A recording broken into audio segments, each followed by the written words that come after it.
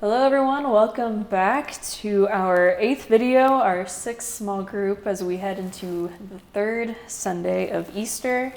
I hope you guys had a happy Divine Mercy Sunday this past weekend and that, your Easter celebration is still going strong as we continue going through that season. So today we're going to dive into Jesus appearing to the 7 disciples on the sea, and we're going to unpack that a little bit for you today. Brian, would you like to take it away? Let's do it. All right, so we're reading from the Gospel of John, chapter 21, verse 1 through 19. After these things, Jesus showed himself again to the disciples by the Sea of Tiberias. And he showed himself in this way. Gathered there together were Simon Peter, Thomas called the twin, Nathanael of Cana in Galilee, the sons of Zebedee, and 2 others of his disciples. Simon Peter said to them, "I am going fishing." They said to him, "We will go with you." They went out and got into the boat, but that night they caught nothing. Just after daybreak, Jesus stood on the beach. But the disciples did not know that it was Jesus. Jesus said to them, "Children, you have no fish, have you?" They answered him, "No." He said to them, "Cast the net to the right side of the boat and you will find some." So they cast it, and now they were not able to haul it in because there were so many fish. That disciple whom Jesus loved said to Peter, "It is the Lord." When Simon Peter heard that it was the Lord, he put on some clothes, for he was naked, and jumped into the sea. But the other disciples came in the boat, dragging the net full of fish, for they were not far from the land, only about 100 yards off. When they had gone ashore, they saw a charcoal fire there, with fish on it and bread. Jesus said to them, "Bring some of the fish that you have just caught." So Simon Peter went aboard and hauled the net ashore, full of large fish, 153 of them. And though there were so many, the net was not torn. Jesus said to them, "Come and have breakfast." Now none of the disciples dared to ask him, "Who are you?" because they knew it was the Lord. Jesus came and took the bread and gave it to them, and did the same with the fish.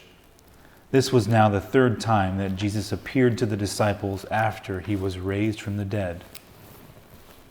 When they had finished breakfast, Jesus said to Simon Peter, "Simon, son of John, do you love me more than these?" He said to him, "Yes, Lord, you know that I love you." Jesus said to him, "Feed my lambs." A 2nd time he said to him, "Simon, son of John, do you love me?" He said to him, "Yes, Lord, you know that I love you."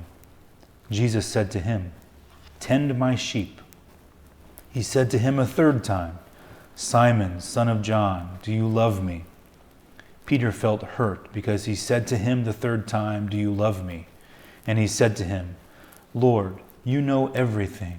You know that I love you." Jesus said to him, "Feed my sheep. Very truly I tell you, when you were younger, you used to fasten your own belt and to go wherever you wished.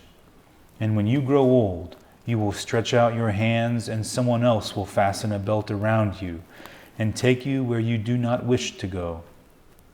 He said this to indicate the kind of death by which he would glorify God. After this, he said to him, "Follow me."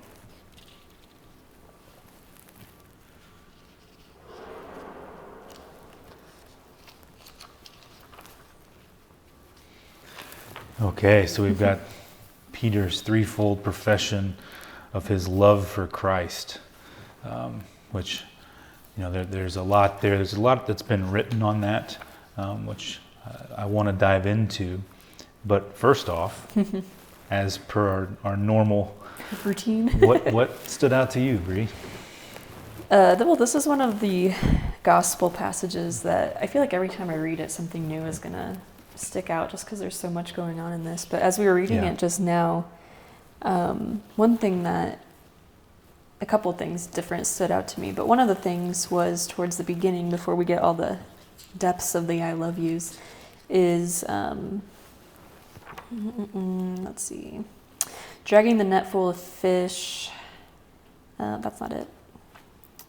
Cast the net to the right side of the boat, you'll find some. So, sorry, I'm looking for that exact You're okay. part. Yeah, that's good. Well, anyway, regardless, oh, here it is. Shalom. Yeah, right. They hauled the net ashore full of large fish, 153 of them. And though there were so many, the net was not torn. So I'm pretty sure we'll be diving deeper into what the 153 fish means. But the thing that stood out to me was sort of just the tiny detail that comes after that, which there were so many, even though there were so many, the net was not torn. And yeah, just that these fish are going to symbolically represent, the wholeness of the church throughout the world. And the church is so vast and the church is so open that there's room for all souls to be a part of it. The net will not tear. It will not release those who are not worthy, or they will not fill up at some point. Like, it is a vast community, a vast family, a Even vast when he oneness. professes Peter as the rock, he says the gates of hell will not prevail against it. It's almost alluding to the same thing here. It's like the net was not torn. Right. It's strong. Yeah. Yeah. So that little detail just stood out to me at first. And then another thing that just stood out to me was when they jump off the boat, they says they did not ask, who is it? Because they already knew it was the Lord. Yeah. And we just went over last week the doubting Thomas and him not knowing, or even the disciples not knowing when Jesus first shows up. He has to sort of calm them down and reveal a little bit more that it's him. But they finally have gotten it, like, oh, it's the Lord. It's the Lord. They do not have those doubts or those questions anymore. They are filled with enough faith from that Holy Spirit that they can now be confident in who He is and what He's doing in their lives. Yeah, absolutely. I mean, this passage follows directly after last week's video. So last week ended with the end of chapter 20, and this one is the start of chapter 21. So it goes from that straight to this to kind of further add to your point. So they're just like us. They are growing as people and in faith, and it's a good model, I guess, for we shouldn't be discouraged by our own lack of faith or our own lack of growth. But the disciples went through the same process and the same falls and rises and climbs. So as long as we take it one, sometimes it's just recognizing that this is Jesus in the moment, and if we can recognize that Jesus is working in some way, then we're already on our way to building that faith. Yeah, the other thing I thought was cool right at the start when it says, they were on the Sea of Tiberias, which is also the Sea of Galilee. And so the other time that we see him reference the Sea of Tiberias is in the start of the Gospel of John in chapter 6. It's the feeding of the 5,000. And so they're on the Sea of Galilee, and he says it's also the Sea of Tiberias. And so reminiscent of that, we're back in this place on the Sea of Galilee. And in Matthew 28, when Jesus appears first to Mary Magdalene, and it says the other Mary, he tells them to go tell the disciples, and that he'll appear again next to the Sea of Galilee.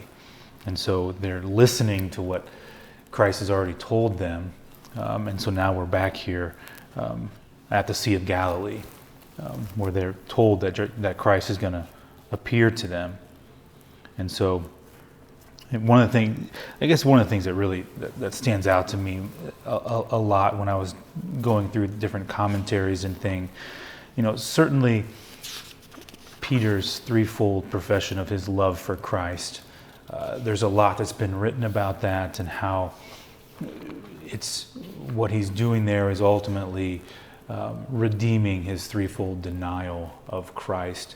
But there's so many different layers and levels to that, and it goes back to even the start when he first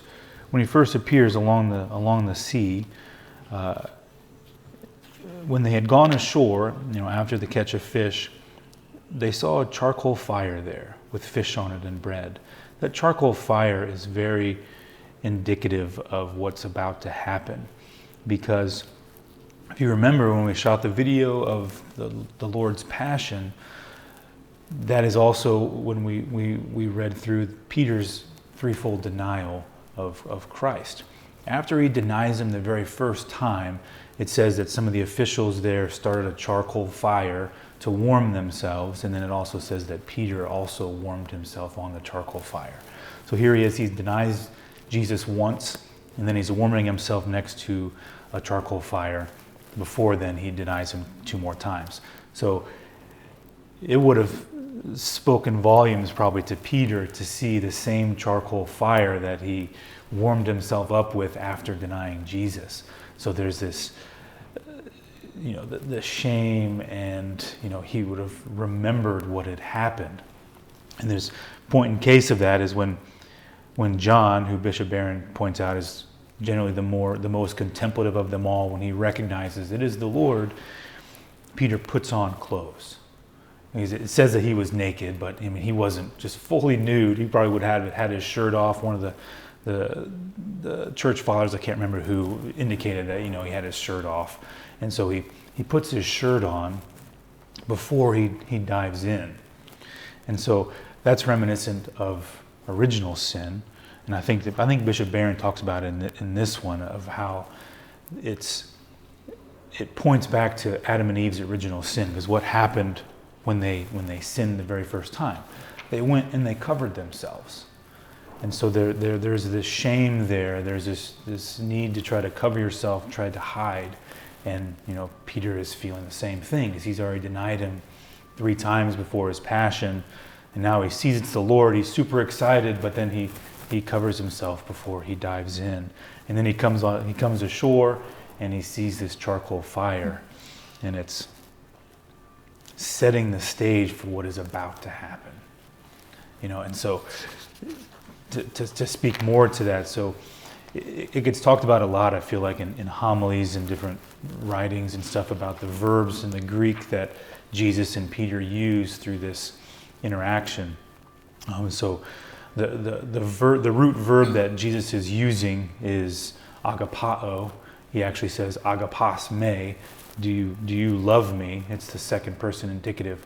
And so he's saying, do you love me?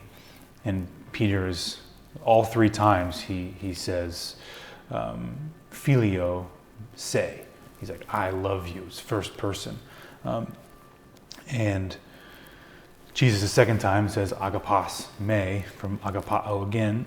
And Peter the second time says filio se. I love you. The third time then, Christ meets him where he's at. He says, philes me, which is, the second person. Do you love me?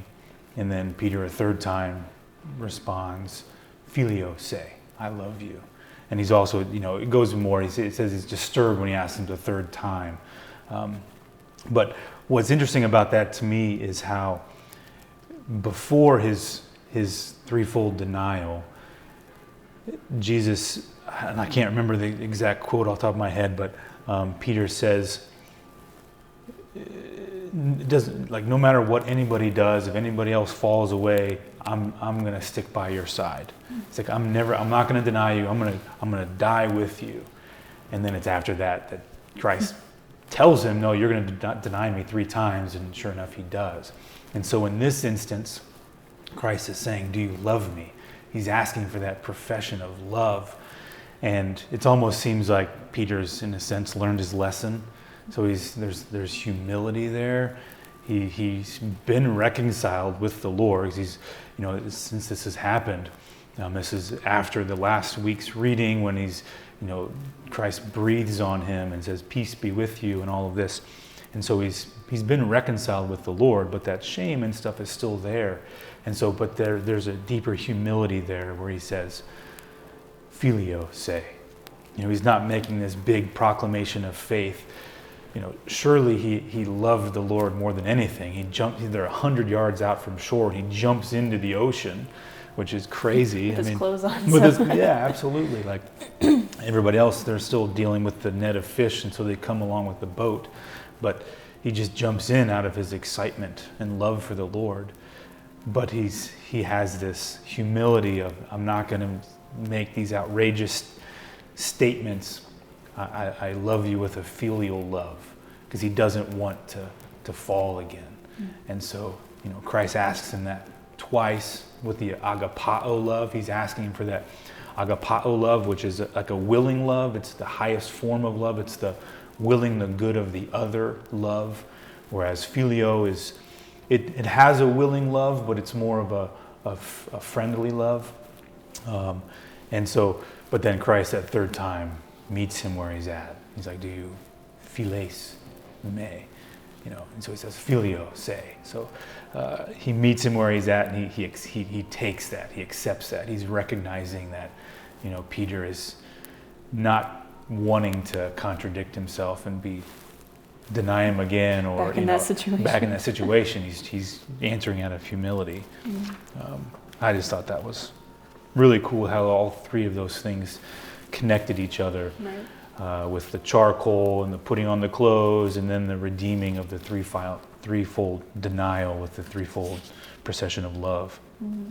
When I do baptism prep with families who are having their children baptized, we walk through salvation history, and the first thing we talk about is Adam and Eve, and how when they sin, they realize they are naked. That nakedness is a symbol that something is missing, and in that instance, it's that perfect relationship with God is now cut, it's missing, and so now they must clothe themselves. And so thinking about Peter, putting on his clothes because he was naked, something is missing, and he had just denied Jesus, so that relationship is now missing. So it's cool to see him be clothed, to run through the water, and then have a chance to repair that nakedness or that missing, which was that not perfect relationship with Jesus, because he is human, but a better relationship with Jesus, and he's learning how to grow in that relationship by being humbled and recognizing his love is not as outrageous as he was saying it was.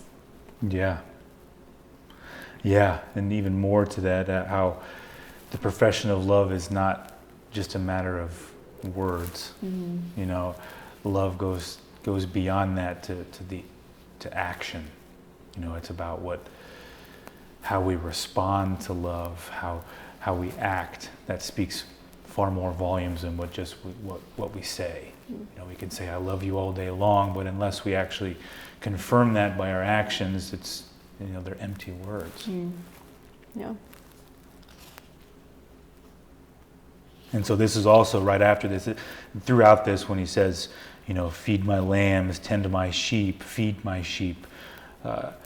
He's furthering establishing Peter as the head, as the one that is going to be the first pope, the primate of the church. And so I love at the very end, how he says, after this he said to him, follow me. Because he's establishing Peter, and Peter is even going back to before the denial, when he's telling Peter that he's going to deny him 3 times, he says, but when you come back, strengthen your brothers. That's a paraphrase, but he says, when you return to me, encourage and strengthen your brothers, the other apostles. And so with this, he's continuing to establishing him as the head, but then he's saying, follow me. It's not about Peter, it's about Christ, and it's about him staying close to him and following him, that he is to lead, right? He's to feed his lambs, but he's to do it by following Christ, by doing what he's told them to do. I think that goes to speak to all of us. Yeah. All of our lives are really, we'll find that peace, that shalom, by doing the Lord's will. We'll have that great catch of fish just by doing what he's asking us to do, not of our own accord or merit, but all for his glory and through him. So I guess it's one of my closing thoughts, maybe. Yeah, I feel like this is such a peaceful gospel after we've gone through the passion, and then Jesus's wounds being touched and, terrifying. And then we get this nice seashore gospel, which is more of like a fresh breath of air and, a resolution to Peter's denials, now being healed with that reconciliation with Jesus. And just very hopeful for each of us going forward, coming out of Lent. And maybe we failed during Lent, maybe we wish we would have done better. We still have the opportunity and that divine mercy at our disposal where we can still grow closer to Jesus, and he's encouraging us to take the baby steps more so than saying you'll do something and it never happening. So just a right. The church is there for all of us, just like the 153 fish. And there's a lot of the church fathers, even Bishop Barron talks about this, as how the 153 represented all of the known species that lived in the Sea of Galilee. So it's the great catch. 153 is significant because it's indicating that every species of fish, which also, in reference to the church, it's for all people. It's the guide for all of us. There's St. Augustine went at length talking about the 153, which I recommend looking into. He goes into a great depth to explain that. And other saints have too. So there's a number of different meanings for the 153. But I love what Bishop Barron points out is how it's all the species that were known at the time in the Sea of Galilee, representing all of us. We're all fish, if you will, and so the apostles for the church is for all of us. It's our guide and our hope, and our surety of faith. And it will be there to catch us. Yeah. With its net when we stray or when we fall short of, what is desired for us by God. Amen. All right. I think that's probably good for today. Yeah. All right. Well, we'll see you guys next week as we go back in time in the Gospel of John. Yep. But for now, just take care and enjoy your small groups. All right. God bless everybody. Bye-bye.